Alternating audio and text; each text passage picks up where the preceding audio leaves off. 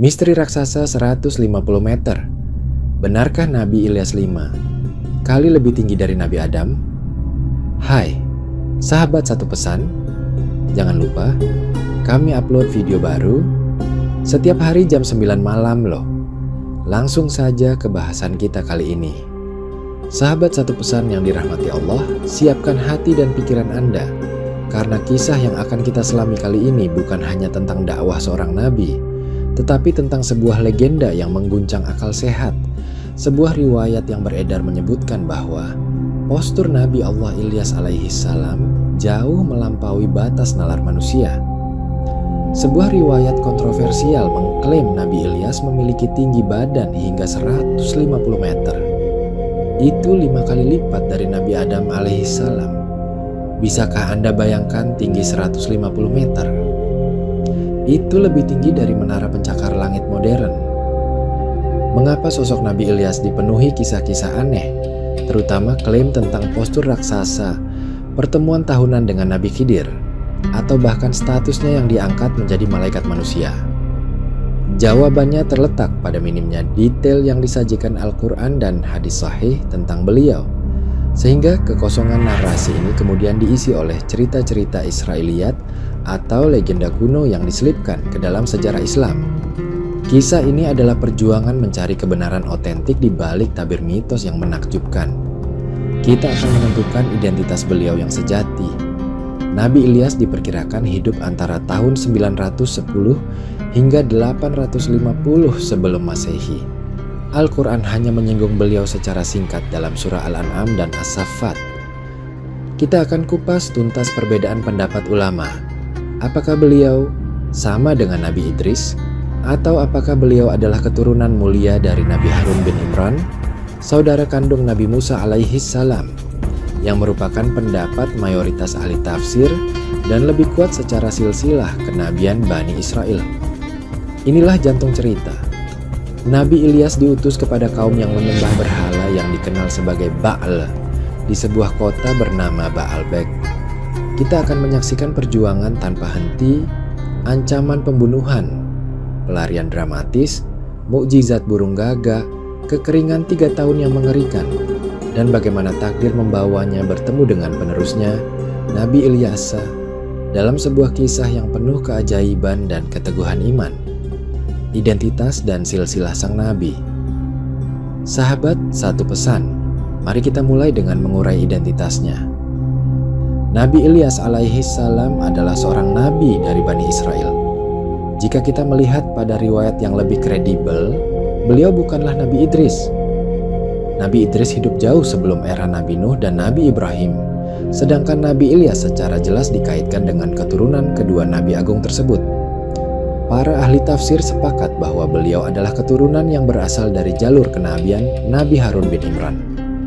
Mengapa ini penting?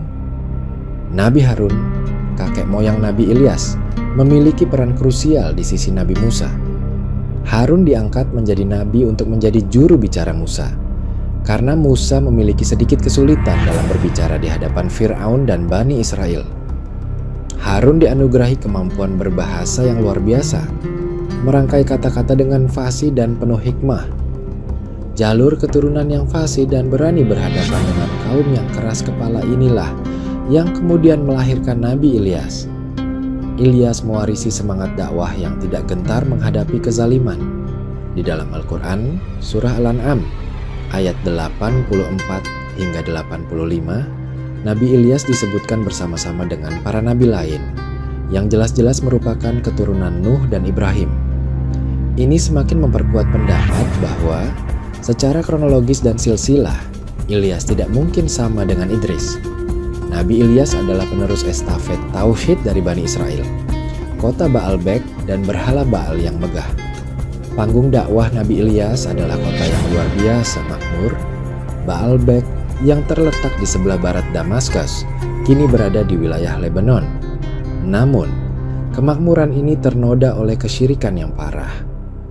Masyarakat di sana menyembah patung berhala yang mereka namai Baal. Baal bukanlah sekadar patung biasa. Menurut riwayat, Baal adalah patung yang terbuat dari emas murni, diukir dengan detail dan kemegahan yang luar biasa, dan ditempatkan di bukit-bukit tinggi atau kuil-kuil megah, agar semua orang dapat melihat dan menyembahnya. Nama kota itu sendiri, Baalbek, berarti Tuan Bali Lembah, menunjukkan betapa sentralnya penyembahan berhala ini dalam kehidupan spiritual dan sosial mereka. Bahkan, sebagian ahli tafsir menyebut Baal sebagai perwujudan dewa kesuburan atau matahari yang disembah untuk menjamin panen dan kekayaan, dakwah yang penuh ancaman. Nabi Ilyas datang ke kota itu dengan satu pesan fundamental: tinggalkan Baal dan sembahlah Allah yang Maha Esa. Setiap hari, Ilyas mendatangi raja dan para pembesar kota, serta masyarakat umum, menyampaikan ancaman azab bagi mereka yang menolak tauhid. Beliau berdakwah dengan argumentasi yang logis dan peringatan yang tegas.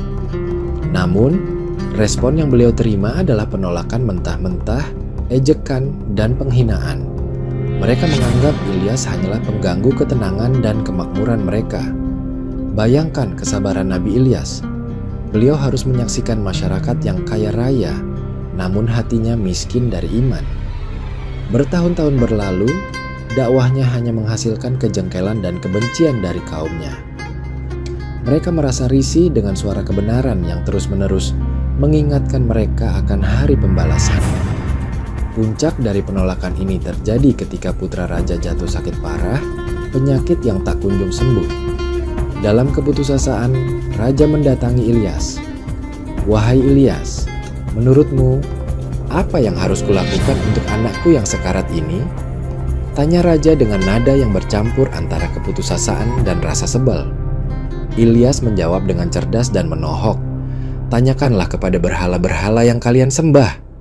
Siapa tahu patung-patung emas yang kalian agungkan itu bisa memberimu petunjuk, atau bahkan menyembuhkannya." Jawaban itu membuat raja murka.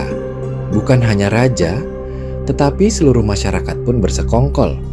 Mereka sepakat bahwa Ilyas harus diusir, bahkan dihabisi. Ketika Nabi Ilyas datang lagi untuk berdakwah, sambutan mereka berubah menjadi lemparan batu dan ancaman bunuh yang serius. Pelarian dan mukjizat di gua. Ketika Nabi Ilyas mengetahui bahwa mereka telah membuat rencana busuk untuk menghabisi nyawanya, beliau pun terpaksa melarikan diri. Ini adalah keputusan yang harus diambil untuk menjaga kelangsungan dakwah dan nyawanya, sambil tetap memegang teguh amanah kenabian. Beliau pergi ke suatu tempat yang sunyi, berlindung di dalam sebuah gua yang terpencil. Pelarian ini bukan hanya menguji fisik, tetapi juga mental dan spiritual beliau. Namun, di tengah kesunyian dan keterasingan, Allah Subhanahu wa Ta'ala menunjukkan kasih sayangnya melalui mukjizat yang mengharukan. Setiap hari Allah mengirimkan pertolongan kepada Nabi Ilyas melalui seekor burung gagak. Burung gagak yang sama yang pernah menjadi pengajar bagi Qabil, kini menjadi pelayan bagi Nabi Ilyas. Burung itu membawa makanan, baik berupa remah roti atau buah-buahan, ke gua persembunyian sang Nabi. Ini adalah bukti nyata bahwa Allah tidak akan pernah meninggalkan hambanya yang berjuang di jalannya, bahkan di tempat yang paling terasing sekalipun. Azab kemarau 3 tahun yang mematikan. Tak lama setelah Nabi Ilyas meninggalkan Baalbek, bencana yang pernah beliau peringatkan pun tiba. Seluruh negeri dilanda musim kemarau yang sangat panjang dan luar biasa dahsyat. Bukan hanya hitungan bulan, kemarau ini berlangsung selama 3 tahun berturut-turut tanpa setetes pun hujan. Bayangkan kekeringan itu. Tanah retak dan pecah-pecah, berubah menjadi debu yang tandus. Sumur-sumur mengering dan sungai-sungai berubah menjadi alur lumpur. Tanaman layu dan mati menyebabkan kelaparan massal. Hewan ternak, sumber utama kekayaan mereka, mati satu persatu karena kehausan. Cuaca menjadi sangat panas, hingga penduduk kota tak sanggup bertahan. Penduduk Baalbek mulai mati kelaparan dan kehausan. Mereka hidup dalam penderitaan yang tak tertahankan. Di tengah azab yang mengerikan ini, kesadaran mereka justru keliru. Mereka tidak menyalahkan diri sendiri atau patung Baal. Sebaliknya, mereka menyimpulkan bahwa bencana ini adalah kutukan yang ditimpakan oleh Baal karena mereka telah membiarkan Nabi Ilyas berdakwah di tanah mereka. Mereka yakin bahwa untuk mengakhiri musibah ini, mereka harus menemukan dan membunuh Nabi Ilyas. Maka, penduduk Baalbek yang tersisa dalam keadaan lemah dan putus asa, berbondong-bondong mencari tempat persembunyian Nabi Ilyas. Bertemu Ilyasa, sang pewaris, ketika gerombolan orang-orang yang marah itu mendekati gua persembunyiannya. Nabi Ilyas yang telah diperingatkan oleh Allah segera melarikan diri. Beliau terpaksa berlari dan menyusuri sungai hingga sampailah beliau di sebuah perkampungan terpencil.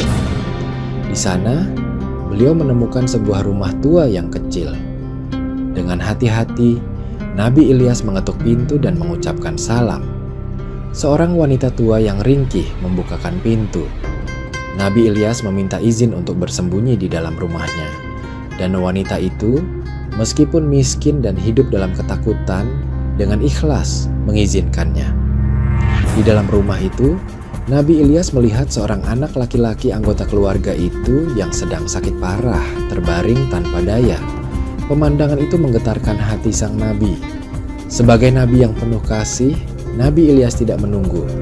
Beliau segera mengangkat tangan dan berdoa dengan sungguh-sungguh kepada Allah Subhanahu wa Ta'ala agar penyakit anak itu diangkat. Atas izin Allah Subhanahu wa Ta'ala, sebuah mukjizat kembali terjadi. Anak laki-laki itu seketika sembuh dari sakitnya, berdiri tegak dan segar bugar.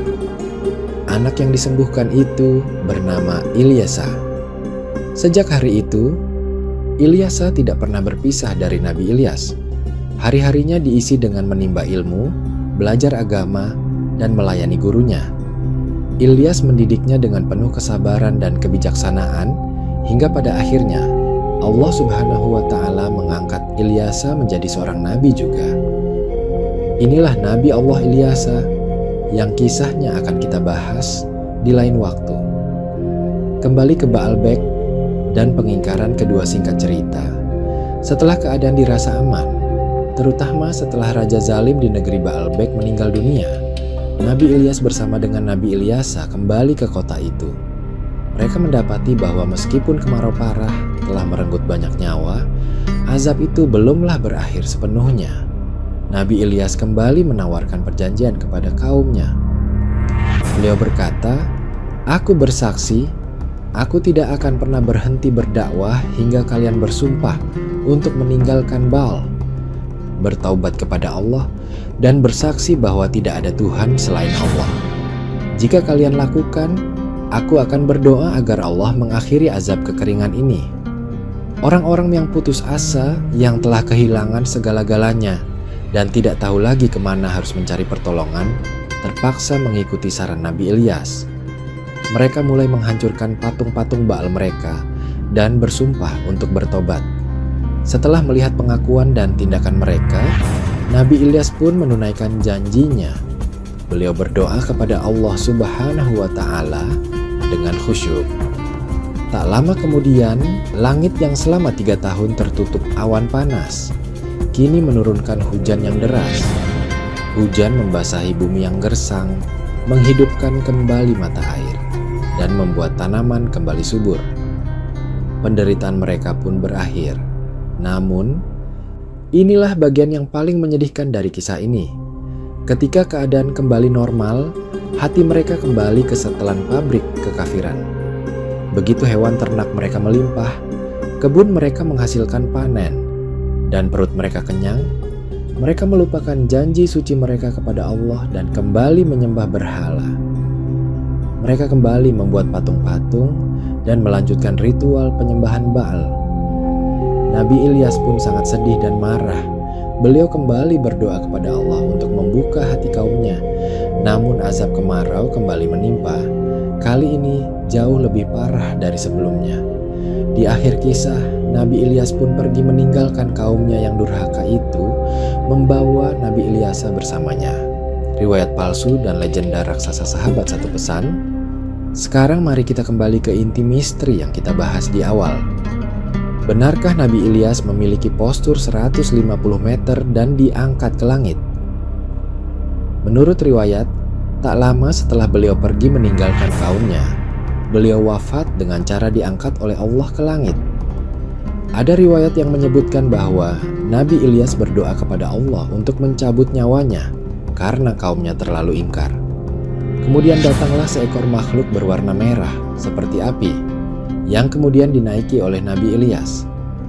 Allah lalu menumbuhkan sayap di tubuh beliau dan merubahnya menjadi semacam malaikat manusia yang terbang di langit.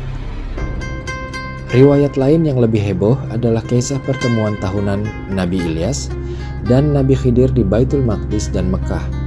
Konon, mereka melaksanakan ibadah haji berdua setiap tahun, dan setelah meminum air Zam-Zam, perut mereka akan kenyang selama 1 tahun penuh tanpa perlu makanan lain. Namun, disinilah kehati-hatian kita diuji. Imam Ibnu Katsir, seorang ulama terkemuka dalam bidang sejarah Nabi, dalam kitabnya Qisas Al-Anbiya, dengan tegas menyatakan bahwa riwayat-riwayat semacam ini berasal dari kisah Israiliyat. Kita tidak perlu meyakininya, tetapi kita juga tidak perlu mendustakannya jika tidak bertentangan dengan Al-Quran dan hadis sahih. Namun, beliau juga berpendapat bahwa secara keilmuan, Nabi Ilyas dan Nabi Khidir sudah wafat sejak lama.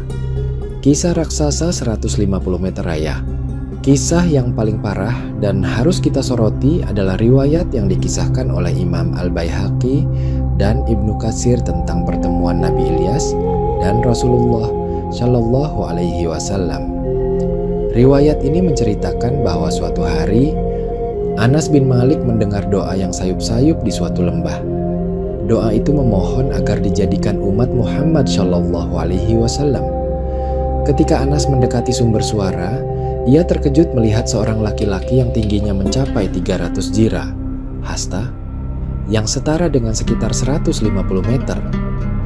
Pria raksasa itu kemudian memperkenalkan dirinya sebagai Ilyas dan meminta Anas menyampaikan salamnya kepada Rasulullah Shallallahu Alaihi Wasallam. Setelah bertemu, mereka berdua pun makan bersama makanan yang turun dari langit, karena Ilyas mengaku hanya makan sekali dalam 1 tahun. Imam Ibnu Katsir setelah meneliti riwayat ini menyatakan dengan tegas, kisah tentang Ilyas yang tinggi besar itu adalah hadis yang palsu, maudhu. Mengapa beliau begitu yakin? Karena riwayat ini secara langsung menyelisih hadis sahih dari Rasulullah Shallallahu Alaihi Wasallam. Sesungguhnya Allah menciptakan Adam yang tingginya 60 hasta, sekitar 30 meter. Kemudian, setelah generasi demi generasi setelah Adam, tinggi manusia akan semakin bertambah pendek hingga sekarang. Diriwayatkan oleh Bukhari dan Muslim, logika sederhana. Jika Nabi Adam, manusia pertama yang diciptakan Allah, tingginya hanya 30 meter, mustahil ada keturunannya, Nabi Ilyas, yang hidup ribuan tahun setelahnya memiliki tinggi 5 kali lipat, yaitu 150 meter. Ini melanggar sunnatullah yang telah dijelaskan dalam hadis sahih tentang penurunan tinggi badan manusia. Selain itu, Ibnu Katsir juga menyoroti kejanggalan adab dalam riwayat tersebut, di mana Rasulullah Shallallahu Alaihi Wasallam yang harus berdiri dan mendatangi Ilyas. Seharusnya Ilyaslah yang harus mendatangi Nabi Muhammad sebagai nabi yang paling mulia dan penutup para nabi. Oleh karena itu, kita harus menolak kisah Ilyas sebagai raksasa 150 meter, melainkan meyakini beliau sebagai seorang hamba Allah yang teguh, diuji dengan kaum yang paling keras kepala, namun tetap konsisten dalam menyampaikan risalah tauhid. Wallahu a'lam bishawab. Terima kasih telah menonton video ini sampai habis. Jangan lupa untuk klik tombol like. Jika kalian menyukai video ini, tinggalkan komentar dengan saran konten tentang apa lagi yang ingin kalian dengar. Subscribe channel ini agar kalian tidak ketinggalan setiap kali kami mengunggah konten menarik lainnya. Sampai ketemu di kisah-kisah selanjutnya.